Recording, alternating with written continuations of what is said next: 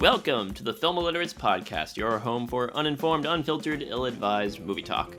I'm your host, Joe, and with me today, as always, are Nate. Hey, what's up, everybody? And Alex. How's it going? Well, I'm doing very well, Alex. Thank you for asking. Oh, well, good to hear. I should say, Nate, you were doing well. I was doing well, but we will explain why I'm not doing so well today. Let's just say I'm feeling a little toxic right now. So. Ooh, very clever, very clever. Anyway, today we're talking about the Toxic Avenger. It was Nate's week to pick the movie, and this is the movie he picked from 1984. Toxic Avenger is a trauma movie directed by Michael Hertz and Lloyd Kaufman. We will be talking about that in all its wonderful, grimy glory. I'm sure this should be a very interesting conversation. I think this is unlike anything we've talked about on this podcast. It is so far. definitely a first. So Yeah, this will be, I'm just going to say, I am so sorry, guys. I'm very curious to see your guys' reactions to this, because I have kind of a general idea, but we haven't talked about it in depth. So this should be a very entertaining, enlightening conversation. It definitely will be entertaining and enlightening. I've learned so much about myself, I will not put myself through again. So. But before we get into that, let's talk about what we've watched on our own. Nate, you got us into this mess. You go ahead and kick us off. Okay, I definitely will try to clean this up. And I will actually try to say, before we join this podcast, I decided to check out a movie that's kind of being talked about in a controversial light, surprisingly. And I did this only because I was surprised about the two that were in it. And this is the new movie that recently came out called Malcolm and Marie. Directed by Sam Levinson. It is about when a director and his girlfriend return home from a movie premiere. They await critical response while the relationship is tested on the rocks. So this is an interesting kind of film because this was actually shot right last year around time when COVID happened. So a lot of how it's shot is definitely with like long telephoto lens. You can definitely tell that in the cinematography, but the team behind it, the two actors in it who play the couple, is John David Washington and Zidania. So I was kind of surprised to see these two in it, and they give some pretty good performances. There's already talks about Zidania getting an Oscar nomination for her part in this movie, but that might be challenged only because of all the controversy that's surrounding this film. Now, when I first saw it, I didn't realize there was controversy. It just was like released, I believe, on Netflix in February of this year. And I had no idea there's this going on, but I guess because there's an age gap, there's a 12-year difference between John David and Zidania. She's only 24, and I guess critics were just getting all up in the air about, oh, she's so freaking young, and it's very steamy of a movie. Like there's some intense lovemaking scenes in this, but another thing I guess I found out was that the director is white, and he's writing for these two African-American roles. And I guess there's a lot of controversy behind that, but I think it's unwarranted because it's a darn good movie. I think from beginning to end, I didn't see anything wrong with it. It's, I think, flawless. It's kind of just like almost feels like a play. Like it all takes place in one setting, just in the course of like 2 hours, and it goes by really fast, but I kind of enjoyed it. So it looks like the director, Sam Levinson, he's behind, or a big part behind Euphoria also, which I think Zendaya's in that also, isn't she? Yes, she is. Okay, so that makes sense why they would pair up again if they work really well together. Which I haven't seen either. All I know is that Euphoria is pretty critically acclaimed. I think a lot of people like that one, and I have heard mixed things about Malcolm and Marie, which I have not yet seen. Yeah, and what it kind of explained was like, the whole age gap is a big thing, but it's nice that John David and Zidania have come to his defense and are defending the movie, because honestly, it's not bad, and all this controversy surrounding it, I just don't think it's warranted. The controversy, I guess, or controversy, quote unquote, around the age gap is kind of that feels a little odd to me because, like, I'm sure there's like tons and tons of movies where there is an age gap in between like the two love interests. Like they're both adults, and it's not. And she's 24. He's so what that be 36, I guess. Yeah.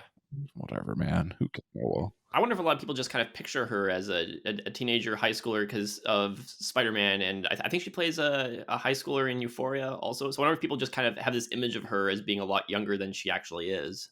Oh, that's a good point. And I think a lot of critics still kind of compare her as like the same Zidania from like, the Disney Channel and But the thing is, if you kind of look past that, it's not that bad of a movie. It's really good. So aside from just it being just a good, piece of just good acting from Zidania's part, which I think honestly, despite like the few roles that she's been in, and this is probably her best acting yet. But that's because also just the writing is really good as well. So if anyone's wanting to see Zidania pull off a stellar performance and see John David in something that isn't Tenant, this is a good one. I highly recommend it. All right, Alex, what you got? Alrighty, so part of my Discord film club, whatever you want to call it, with a couple of my friends, this weekend we watched a couple of movies. So first, we watched Maniac from 1980. Ah, the original. Sure. It was remade with Elijah Wood. Oh, Elijah Wood? Yes, Elijah Of Wood. all people? Of Okay. all people. Well, okay. he's completely floored now because of that. Yeah. Add to watch list. Yeah, I mean, I don't know. I did not care for it too much. It's not that interesting to me, honestly. Like, I guess it's just like 80s, like schlock horror.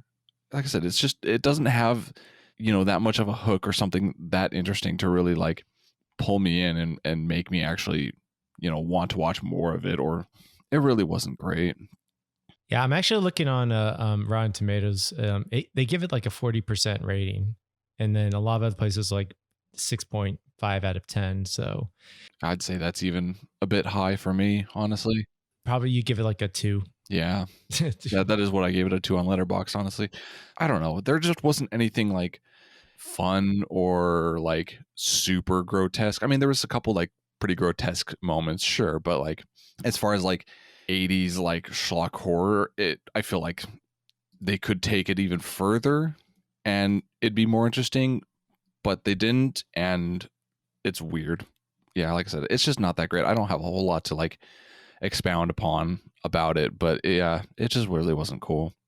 Yeah, this isn't one that I haven't gotten around to it yet, which is kind of surprising because it's been on my radar for forever, because it kind of has this, I don't want to say following, but this kind of cult reputation of being this really kind of low budget, infamous movie. And from what I understand, it's more sleazy, grimy, but also a little bit head trippy. I wouldn't necessarily call it head trippy. Okay, because I know there's like stuff involving mannequins and some really weird stuff towards the end, although I don't know exactly how it fits into the movie as a whole, not having seen it. Sure, yeah, there are parts of that, but like I don't think it really focuses enough on that to really throw you for a loop. Yeah, it's not like super gory. Even if you look at the poster, it might seem like that. There is a bit of that in there, sure, but it's not too over the top, and it doesn't really like mess with your head as much as other people, I guess, might make it out to be. Okay. Yeah, I just remember the lead actor, Joe Spinell, is just a little uncomfortable watching the movie. Last time I remember.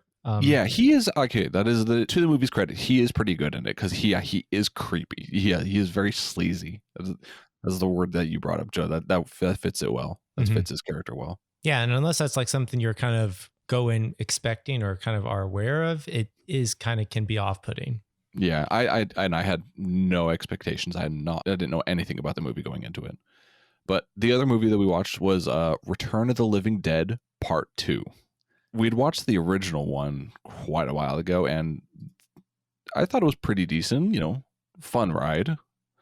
Especially, watching with friends. This one, it's fun with friends. Like if I was sitting around watching this movie at home, I wouldn't really care for it in the slightest. It's not good. I mean, but when you're with friends and you can kind of laugh and joke about it and whatnot, sure, then it becomes a bit more entertaining. Just because the movie doesn't take itself seriously. It's just kind of ridiculous. Like all the different characters, like half the characters are playing it more serious and like reacting the way you probably would expect them to, and then the other half are just kind of like they're just doing their own thing. They got like the briefing on what their character's supposed to do, and they're just go like, all right, I'm just gonna run with this. And I think that's kind of fun. It adds a bit of humor to it, even though I guess it's may not supposed to be. That may not be the point of what they're doing specifically, but the movie itself does know that there are a lot of parts that are supposed to be humorous. So it does play with that, and it does run with it, of course, kind of like the first Return of the Living Dead. So it's fine. It's cool. It's there.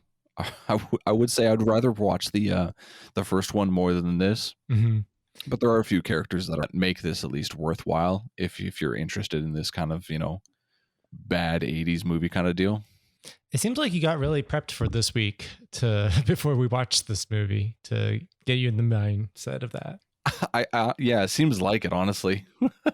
I wasn't even planning for it, and it was just like it worked out that way. Yeah, the stars just aligned themselves. Exactly. Yeah.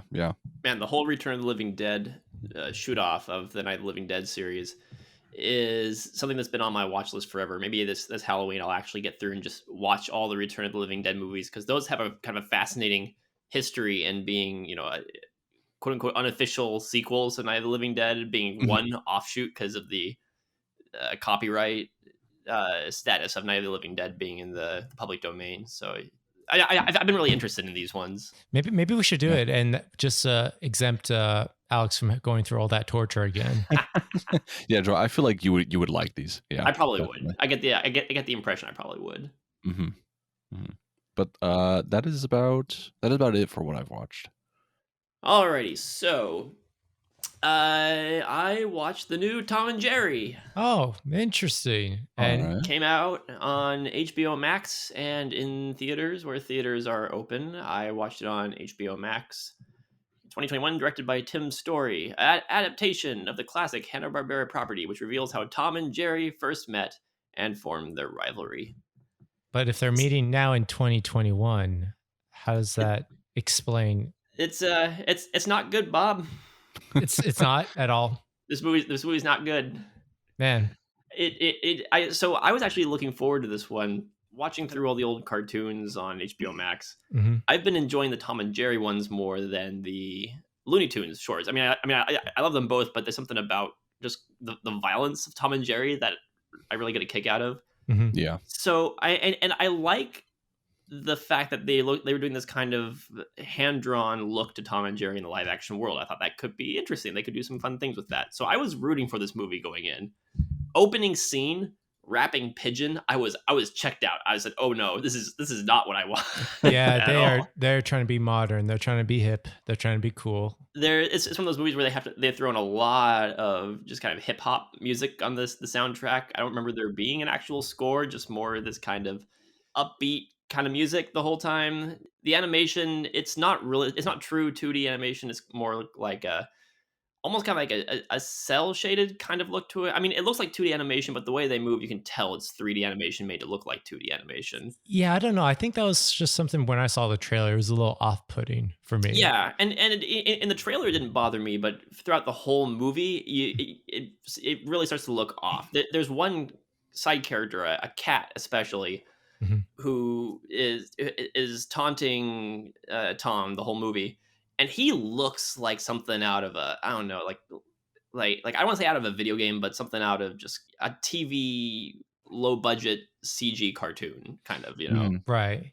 And so that kind of bugged me. The Tom and Jerry interactions were fine, I guess. There's some antics. They run around and they chase each other, but as you'll see people talk about in other reviews of this, the Tom and Jerry stuff is really just kind of set dressing for the human plot, mm-hmm. where you've got Chloe Grace Moretz is she basically scams her way into a job at a hotel, and she's trying to keep mice out of the hotel because there's a great big, like a royal wedding or something going on.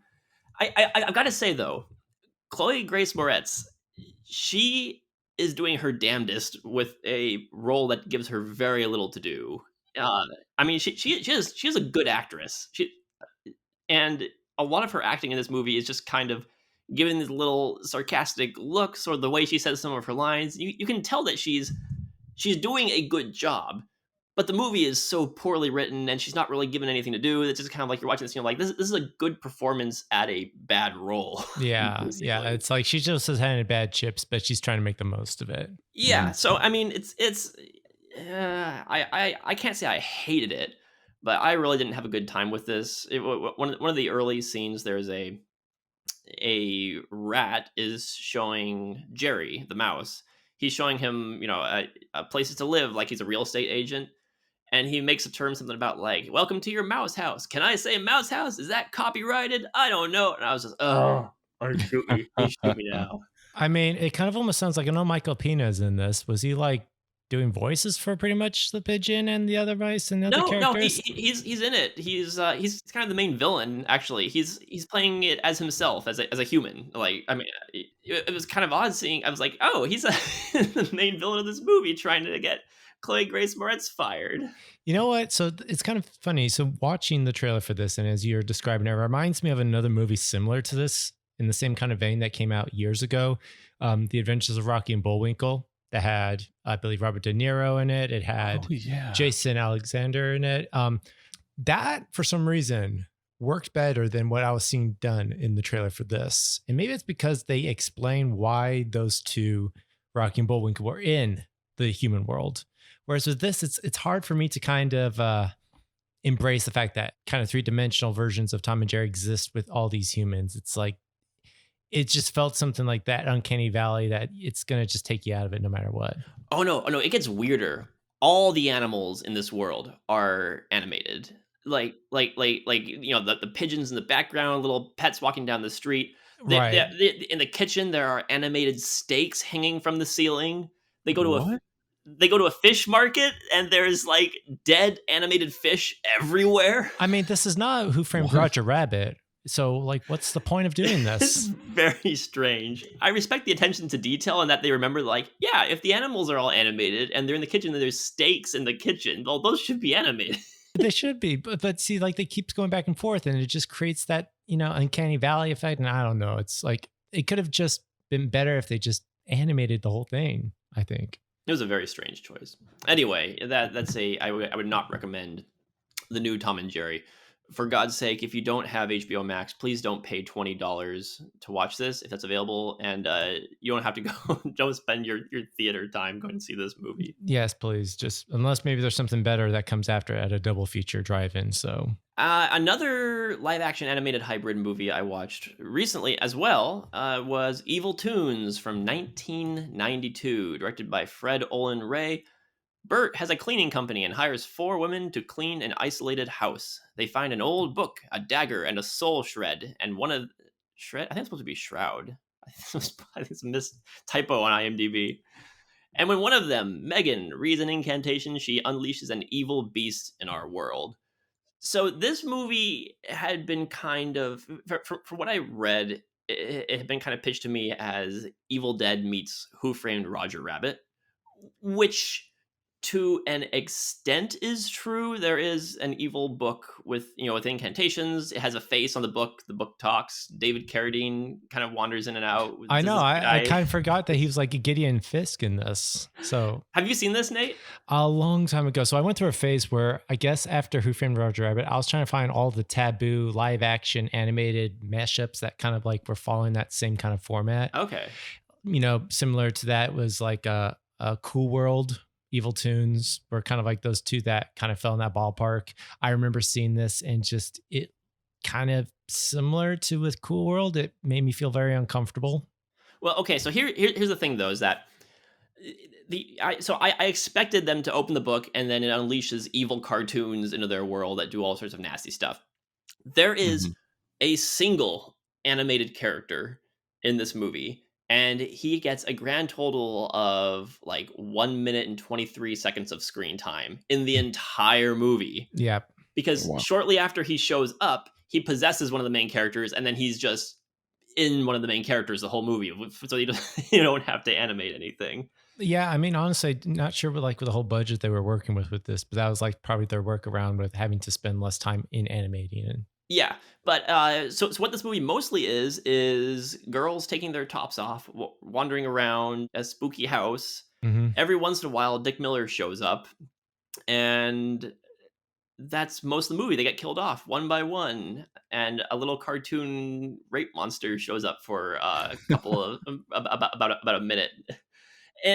But here's the thing. That being said, all that out of the way, there is kind of this goofy, perverse kind of charm in a movie like this, being like this really bad B movie. I mean, I can't say that it was boring necessarily. It was just kind of a fascinating train wreck to watch, because I was just kind of watching this thing. I'm like, oh, they're trying to fill out the padding with, we'll throw in a topless shot here and there. Maybe people won't get bored. Oh, okay, we'll throw in some blood over here. Maybe people won't get bored. Maybe people will forget that there's no evil tunes in this movie called Evil Tunes. Look, there's Dick Miller. I can't not have a good time when Dick Miller has a sizable role in the movie. No matter how bad the movie is, I'll love him in it, which was true here. Although, if you read his biography, he really did not look kindly back on this movie, because he comes to a really unfortunate kind of, as he said, humiliating end. And on Gilbert Gottfried's podcast, Gilbert Gottfried asked him about this movie, and he pretended to not remember it. I keep forgetting Gilbert Gottfried has a podcast. Oh, it's wonderful. I highly recommend checking out Gilbert Gottfried's podcast. He has some great interviews on there. Yeah, I feel like bleeding ears. So, oh man, you should hear the episode where he interviews Eddie Deason. Oh, jeez. But so, I mean, if you get a kick out of really bad B movies, especially like, bottom of the barrel schlock, I would say maybe check this out. You might have a blast with this. Just know that it's not full of evil tunes. It's just kind of a really bad B movie. That's, David Carradine wanders in every once in a while. Dick Miller watches himself on TV and comments about how he should have gotten an Oscar. It's got little rays of goofiness here and there. So not exactly a recommendation, but for a very niche audience, maybe. And then finally, I'm going to get into The Most Dangerous Game from 1932. An insane hunter arranges for a ship to be wrecked on an island where he can indulge in some sort of hunting and killing of the passengers. This is directed by Irving Pitchell and Ernest B. Schoedsack. Schoedsack, yeah. Mm-hmm. Yes. You guys know who, or Nate, you might know who Schoedsack is. I've seen a few of his films. Have you seen the little one he did called King Kong? Yes. I mean, if anyone has not seen this one, yeah. I mean, King Kong is one. Even I've seen that one. I'm glad you have. Most people have seen King Kong. Anyway, Schoedsack directed King Kong along with Marion C. Cooper. And I think it was at the same time as they shot King Kong, I think it was at nights, they shot The Most Dangerous Game on largely the same sets. They used some of the same cast members. Faye Ray's in this one. She's also in King Kong. And if people know the story about The Most Dangerous Game, it's just, a guy hunts people on his island. Very simple. I've seen this movie a few times before. This is actually one that I watched as a kid. I love it. I really love this movie. It's very simple, gets to the point, straightforward. The guy who plays the hunter, Zaroff, Leslie Banks, is fantastic in this. He's just kind of relishing this role, talking in this very villainous way. And he has this scar on his head, and he's rubbing the scar and talks about how much he loves hunting people and, relish the hunt, that kind of stuff. It wastes no time getting to it. The first half maybe of the movie is characters in a room talking about ethics, but it's entertaining because everyone's kind of hamming things up a little bit. It's that kind of, it's a conversation, but it's not a boring conversation. Robert Armstrong is just kind of drunkenly wanders in and out of the scenes. And then the second half is just a straight up people in the woods being hunted by this guy. It doesn't really linger on anything. I mean, even then, the pace just moves. I mean, he goes in the woods. The guy comes after him. Guy goes away, comes back with a different weapon. Just one after another on these big jungle sets. So it's a brisk little, just over an hour long viewing. Yeah, 1 hour 3 minutes. So it's an easy, fast, for me, very entertaining little watch, and I think it's does justice to the original story. Now you said honestly that this was filmed during the same time they were shooting King Kong. Was it because of just they wanted to save on the production costs, or was it because Schoedsack really wanted to shoot The Most Dangerous Game and he was using King Kong as something to piggyback off of that? I don't know. I haven't watched the commentaries on this yet. I think there's a commentary on the Blu-ray that I haven't checked out yet. But I would imagine that the priority would be just that, hey, we've got these big sets. What other use can we make out of them? Hey, we can shoot this other movie that doesn't have as many special effects as King Kong did. very quickly, very easily. Just grab a couple of the actors, see if they're game. We'll just shoot this on the same set and, make 2 movies on one dime. Man, I keep forgetting back in around in the same time when King Kong was released, he had directed 4 other movies in that same year, like Son of Kong, Blind Adventure, The Monkey's Paw, all came out in 1993. That's crazy. So he was a busy guy. So that's what I got. High recommendation for The Most Dangerous Game. And with that, we will move into The Toxic Avenger. Meet little Melvin. He's a 90-pound weakling. Everyone hated Melvin. I'm gonna take this mop and shove it down your throat. They teased him. I want to do it with you. Okay. They taunted him. They tormented him until he had a horrifying accident and fell into a vat of nuclear waste, transforming little Melvin into a hideously deformed creature of superhuman size and strength. Melvin became the Toxic Avenger. Melvin works as a wimpy janitor at the Tromaville Health Fitness Club, always getting dissed and harassed by the jacked-up jocks and their bloodthirsty girlfriends. When one act of ridicule sends him over the edge into a vat of chemical waste, he decides to clean up the streets of the real waste plaguing the city as he becomes the Toxic Avenger. So, Nate, why did you pick this movie? This was recommended by a friend of mine who's also a film goer. He said, you should check this movie out. And I thought, okay, this might be worth something of Joe's time and maybe Alex's test of patience. But another reason why I was interested in this is because I looked at the reviews. I looked at some of the scenes.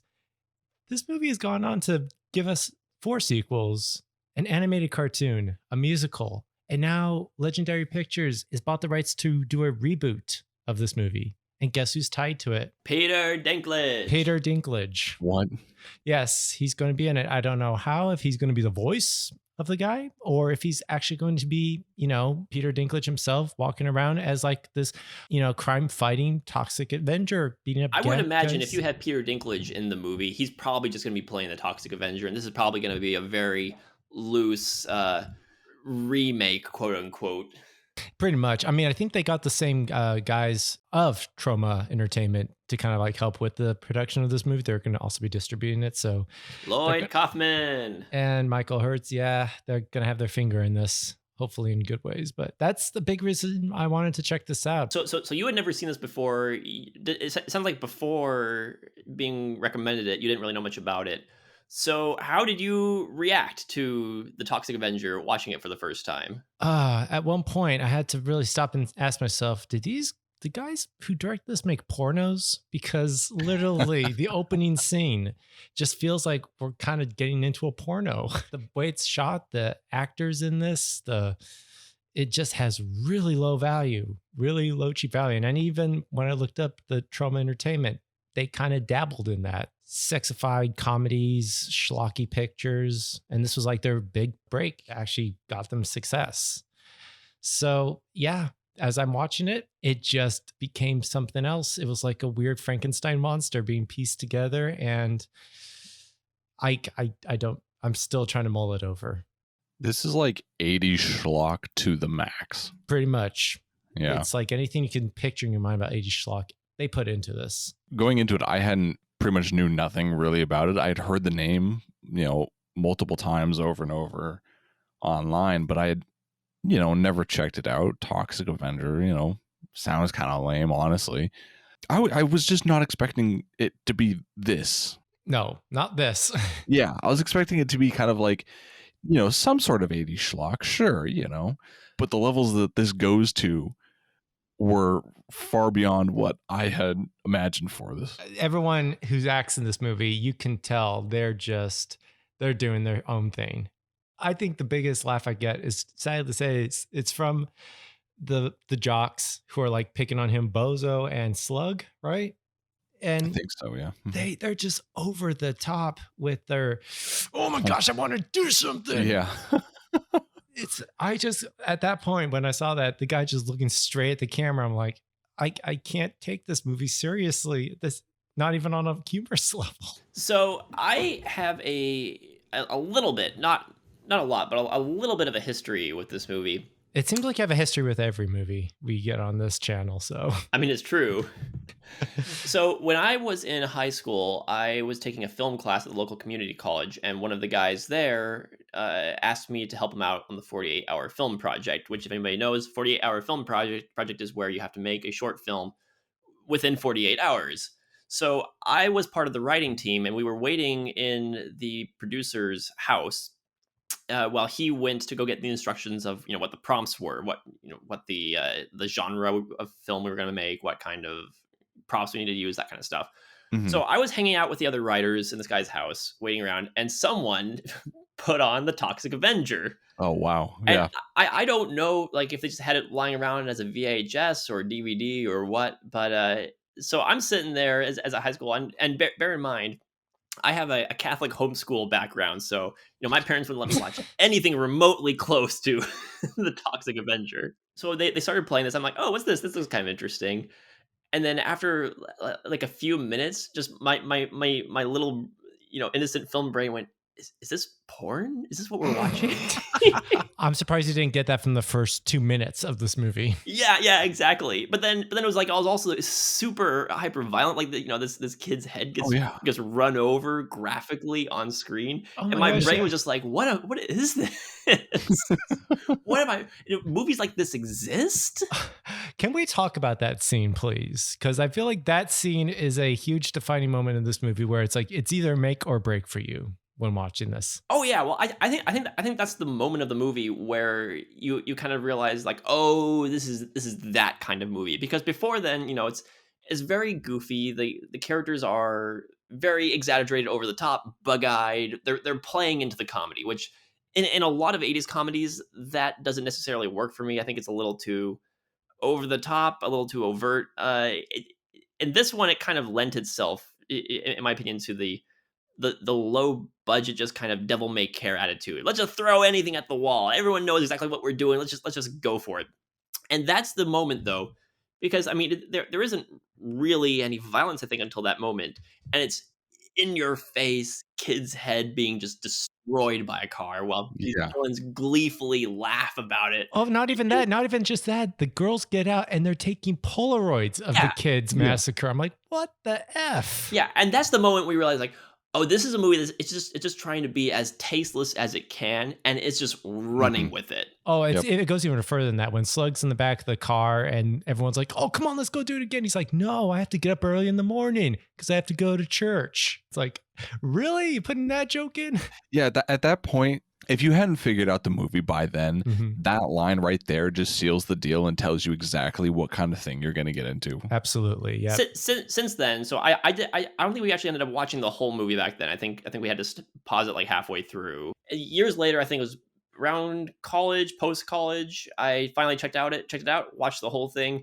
Don't really remember much about my impressions of it from that full watch. I just remember kind of thinking, like, oh well, I finally seen the whole thing. Yeah, that was pretty extreme.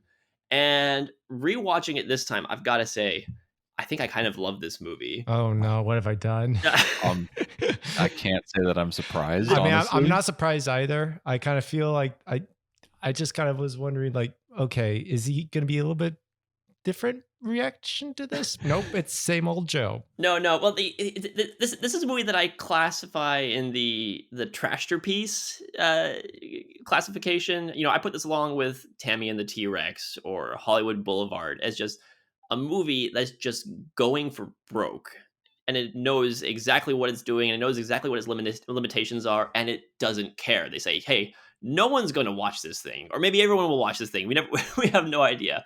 But we're just going to act like we don't care and just throw everything we can at the camera. We're going to go as extreme as we can on the gore, the silliness, just everything. Tammy and the T-Rex. We have a robotic dinosaur. What can we do with that? I don't know. Love story. Go. Toxic Avengers. We want to make a movie. All right. We got these prosthetics. Let's make it as gross as we can. Let's try to shock everyone. Let's just throw it and we'll make it funny and goofy and silly, and we'll have was it that classical music riff every time he's on screen. Honestly, yes. Oh yeah. Well, it's like playing like Night on Bald Mountain every time he comes on screen. And Yeah, so I mean, it's not a quote unquote good movie, but it's a go for broke insane movie that doesn't pull any. I don't want to say any punches, but it doesn't pull back, and I respect that to a degree, and I think that in the end it makes a movie that is highly entertaining and just it never stops. one thing I will say about the humor of this, you're right, Joe. They don't hold back any punches and they just throw whatever can hit on the screen. I just found myself kind of like odded out, like the humor of it. Because you're right, it goes for that cringe. It goes for just the raunchy kind of like exploitive kind of style of it, where it's like girls are taking off their tops, everyone's making out in the locker room. And then in the next scene, you have cops eating ice creams with little kids, just talking about how are we going to stop this guy. I'm like, what? I don't know. What's your audience you're trying to hit here? No one.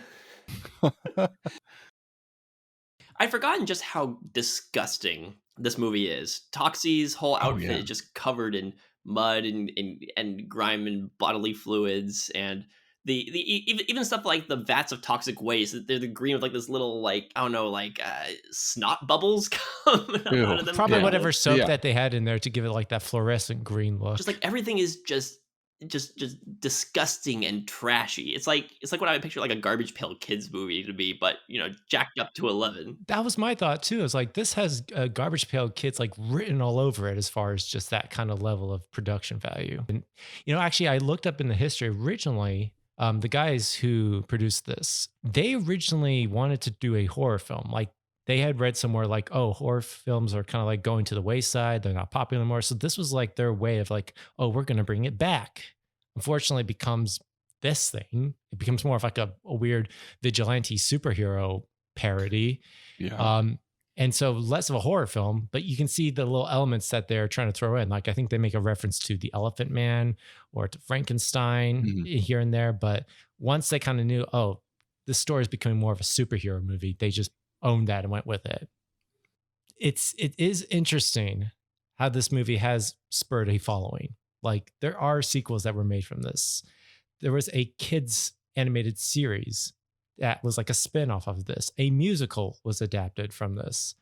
And Joe, I guess you're kind of right. This hits an audience that just loves this kind of weird, tasteless kind of humor. But that's something that they spurred from it. Well, I could see, even if you like over-the-top bad B movies, I could completely understand not liking this movie just because it is juvenile in kind of a very cringy way, which usually would bother me. I mean, I like House 2: The Second Story. I like it because it's a very silly, over-the-top movie. Toxic Avenger is more overtly silly, where the characters are bugging their eyes out and over exaggerating every single word, and I'm gonna pop a vein, like those kind of just we're hamming it up, and we're showing you how much we're hamming it up. But for some reason, it worked for me here. But I could completely understand someone not being into that and just shutting down immediately. At the same time, one thing I kind of realized is that I actually kind of thought the movie got better when the kid turns into the Toxic Avenger. Like after that, I kind of was on board with this. Oh yeah, I mean that's really where like it picks up and goes, and that's like the start of, I guess, the story of the movie. I guess I just didn't like Melvin when I saw, the geeky version of him being a janitor. I'm sorry, I kind of feel with the jocks, I wanted to punch that kid. He was just so freaking weird. He is like the most like geeky kid I've seen, and like any like stereotypical like geeky kid role in the movie. Oh, more so, like it's over the top, like to the point where I'm almost wondering, like, is this kid like fully there, or is he kind of? He's not acting. No, that's not him acting at all. That's what kind of bothered me about that. He's the personification of the pervy, like geeky, nerdy kind of. Oh, when he's like walking in and he sees the two making out and he's just like watching and smiling. I'm like, stop that! Don't do that. No. So Alex, I'm curious. So you didn't really know what you were in for going into this. No. And I know that once the violence started hitting and over the top shock humor settled in, and you kind of had an idea of what you were in for. But how did the humor land for you? I mean, even from the very beginning or throughout the whole thing, did you find it cringy, or were you into it? I was mostly into it. I didn't find it cringy. I didn't find it boring or annoying. I liked it. If they had just gone for more like straight horror and like action or whatever, it wouldn't be nearly as interesting. The fact that they went with like all the like ridiculous humor that they have, it's fine. It's decent. But yeah, I did like the humor for the most part. One thing that surprised me about the humor this time around that I wouldn't have noticed in the past is how much it reminded me of the humor of Zucker, Abrams, and Zucker, the directing duo who did Airplane and Police Squad. Airplane, movies, Top Secret, those kinds of movies. Mhm. Oh yeah. There are a few gags in here that I thought that's like something straight out of one of their movies. One thing that comes to mind is when the Toxic Avenger is approached by a pimp with an underage prostitute, which is a whole other thing, and he tries to take the guy out. Like 6 thugs come running out of the back of this car, like just one after another, after like out of nowhere, 6 guys, and like it's a clown car limo. Yeah, exactly, clown car limo, and that's the sort of gag you expect to see, Zucker, Abrams, Zucker do, or there's another one. I don't know if you guys noticed this, the scene where there's a montage of Toxie helping out people around the neighborhood. Oh yeah, where he basically, the lady's trying to open up a kernel popcorn like a jar, and he does it for her, but because he's toxic, it's already been popped. Right, exactly. But it's just like a cut of, he grabs the container of popcorn kernels, and the next cut they're all popped out because I guess because he's all toxic and everything like that, or even just like the dumb thing with the fat mayor lying down with like a human length Subway sandwich next to him. Like stuff like that feels like the kind of silly sight gags I would have seen from Zaz, but it's I wouldn't necessarily call them clever, but more thought was put into them, and the joke of the scene isn't necessarily in your face. I mean, the joke is there, you see it, but it's not like the movie's like pointing to it like, see, here's the joke. It's just like, oh, I noticed that, Yeah, no, and I kind of agree. I saw those throughout this time as well when I'm like looking at it. And honestly, I feel like that's kind of like what these guys' sense of humor is.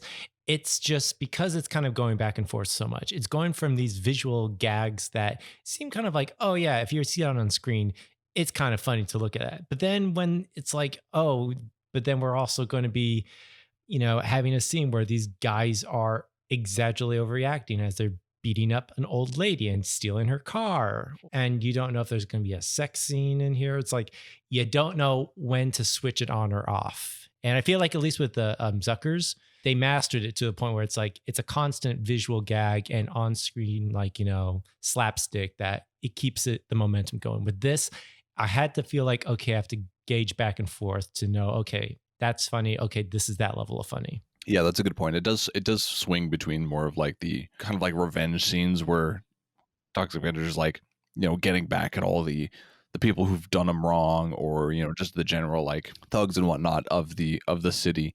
And it swings back and forth between that and like, yeah, the ridiculous sight gags and like all the dumb stuff that's thrown in as humor for the movie. Yeah, here's a good example of that. I think my favorite scene of this, and this is not like when we go into our favorite movie moments, but I think a good scene that represents all this is the taco shop scene. In that it has a little bit of all that humor at once.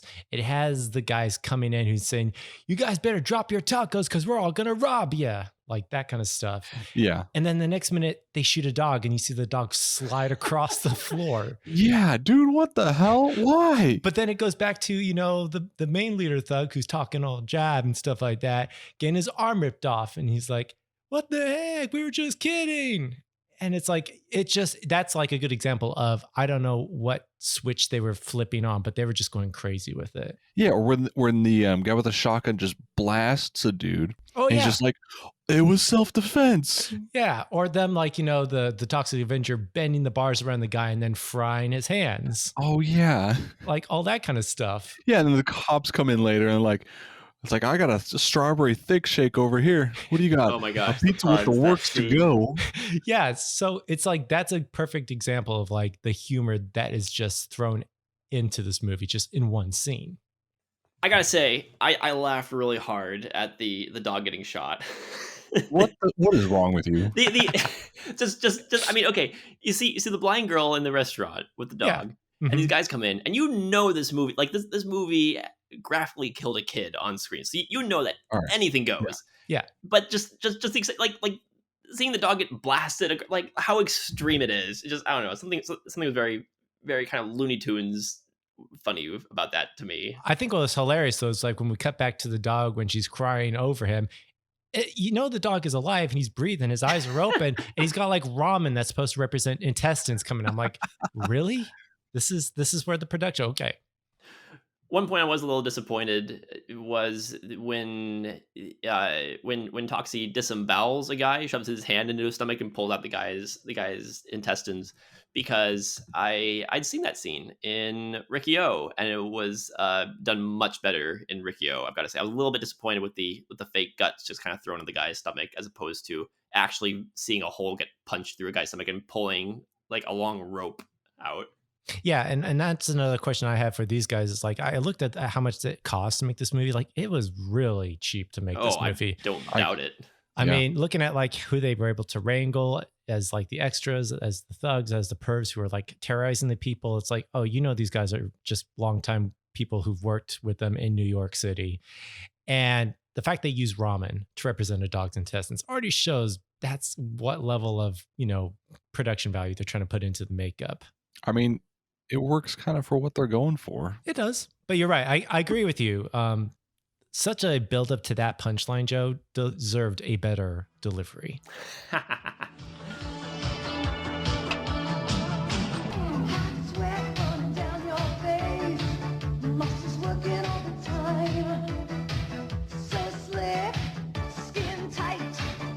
I guess the only thing, the last thing I want to bring up is that rockin' song. I think was kind of the theme to the movie. I might be playing that on my speakers later on while I clean the kitchen. I can be wearing the leg warmers and the headbands and the short shorts as well. I honestly don't remember any of the music from this. I like completely tuned it all out. I did not. My body talk. Don't remind me about that one. You're just going to get all Olivia Newton-John in the living room. You're the worst, Alex. That song is, yeah. Aren't you supposed to be the music guy? That was a music masterpiece. Yes, I am the music guy, and that is bad music. There you go.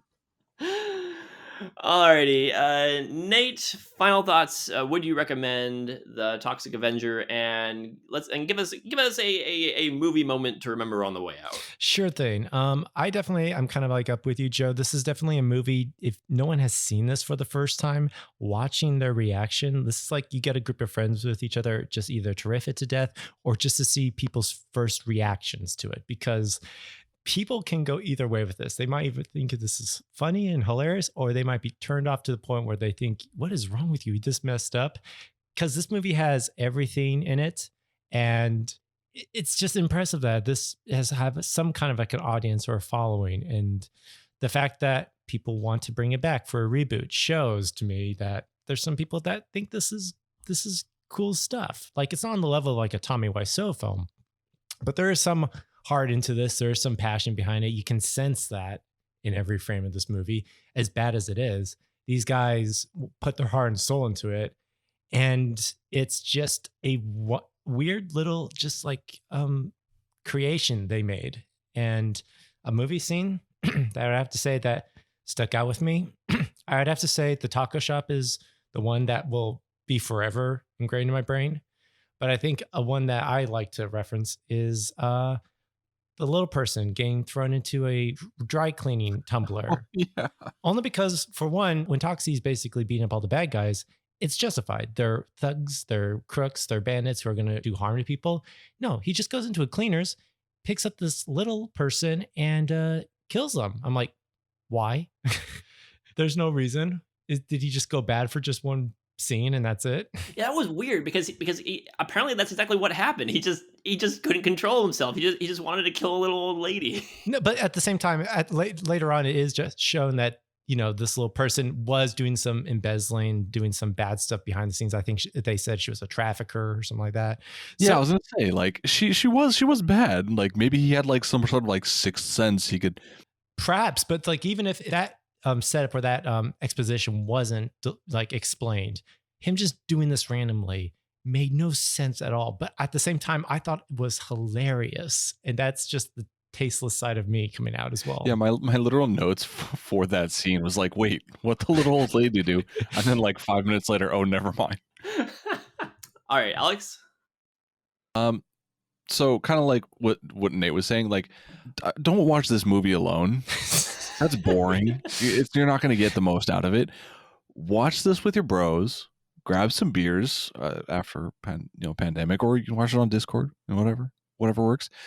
But like it's a movie best enjoyed with company. You're gonna have a hell of a lot of fun, like just riffing on it, ripping into it, and laughing at all the incredibly stupid and ridiculous things that this movie gives you. If you're just watching it by yourself, it's really not that great at all. Well, that's the problem, is most of us did watch this by ourselves. So. Exactly, yeah. So which is the kind of the case why like I didn't really enjoy it that much.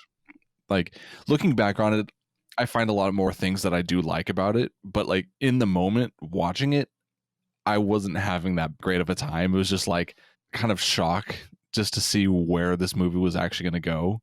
This movie is an experience, one best enjoyed with friends. So then as far as like a specific moment, I couldn't really find a real specific one, but I will go with Toxie kills the like mayor's friend, or was he like his drug dealer or something? I can't remember. Anyway, he storms into the gym, pulls the guy over under the weights, and then just like obliterates his head. I've got to say that was a great piece of gore effects right there. When you see what's left of his head, this top half is completely missing. Mm-hmm. Oh yeah, that was one of the like the best deaths in the movie. I felt that. I really felt that. My head got destroyed too in that scene. Yeah. I gotta say, if you can get a group of friends together, if this COVID times, if you got people in your house you could watch it with, or watch it on a group video chat or something, and if you can find people that won't walk out on it and won't unfriend you because you showed them this movie, mm-hmm. I would say absolutely find a group of people to watch this with. Mm-hmm. It's really in the subgenre of kind of grimy, tasteless, disgusting, incredibly silly trash cinema. This is up near. I mean, I don't want to say up near the top because I like Tammy and the T-Rex and Hollywood Boulevard more, but this one's kind of an iconic one. At least it's noteworthy for the time it came in. It's kind of what. I read that that Lloyd Kaufman said that this was the movie that built the House of Trauma and kind of set the stage for what kinds of movies they would make going forward, which from what I understand would get even more outrageous. But this one is the original Go for Broke Toxic Avenger. I should check out the sequels. I don't expect them to be nearly as, I almost want to say endearing, because there is something very endearing about this, just kind of the slapdash way this is thrown together, both from a story standpoint and just from a, we'll do anything for a laugh, no matter how horrible it is. So yeah, I would recommend Toxic Avenger for fans of trash cinema. And I've got to say, the scene that still sticks with me, it's stuck with me all these years, is the scene where the kid gets run over with the car, because again, that is the defining moment where the movie takes a turn and you realize exactly what kind of movie this is, and just how far it goes in that scene. No, it's not over that. We didn't just run over the kid's head and show it in close up on screen. No, we're gonna get out and just do like a full mocking post-mortem on Yeah. this whole bit. And Yeah. even though the effects are really cheesy, you know, they're Mhm. still in your face.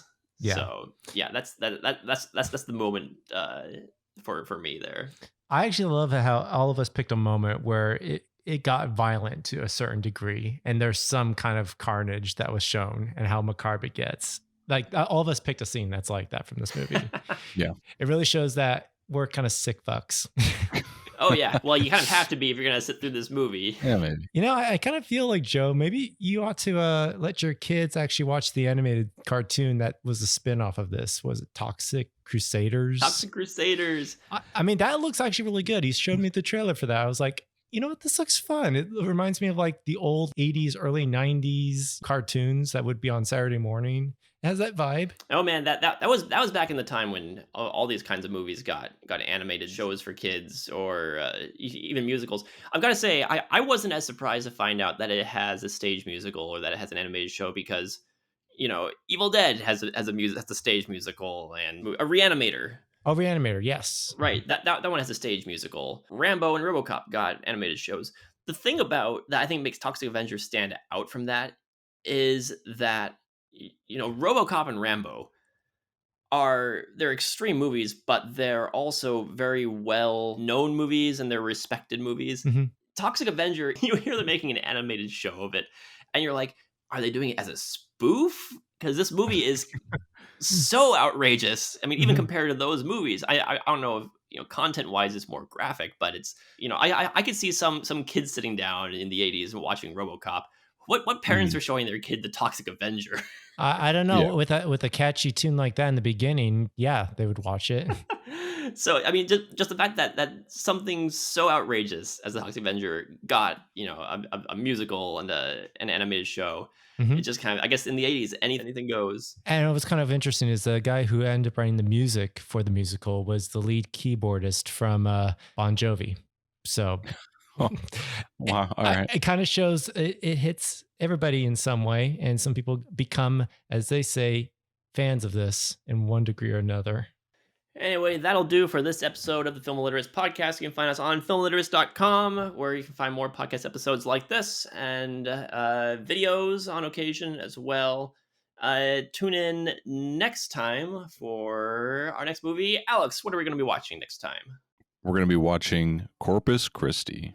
And that's from, is that the new one that came out? 2019. Okay, 2018, Corpus Christi. I'm looking forward to that. I haven't seen that one yet. So. Oh, okay. I remember this now. All right. Oh no, have you seen this, Nate? I've heard things, and I think the review will be very interesting. Oh boy, I can't I'm excited. wait. Nate, where can people find you? Well, you can find me here at Film Illiterates. I do the podcast with these guys. We also have done some videos, so please go to the YouTube channel and check those out. I also am on Instagram, Nathan_Stone_films, as well as on Letterboxd under Ivan Claysberg, where you can watch or not watch, but you can actually read my reviews of movies I'm watching. Alex?